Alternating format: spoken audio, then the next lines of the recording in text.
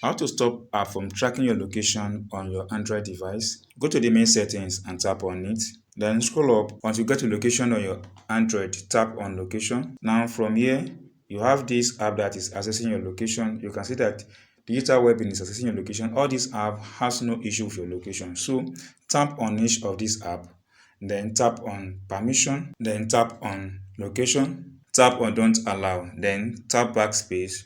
You see it is disabled from this. Now go to the next app on your phone like calculator, tap on it again, tap on permission location, then tap on location, then tap on don't allow, tap back again, tap back again. Then you have to repeat this for all apps on your device. Let's do for the X launcher.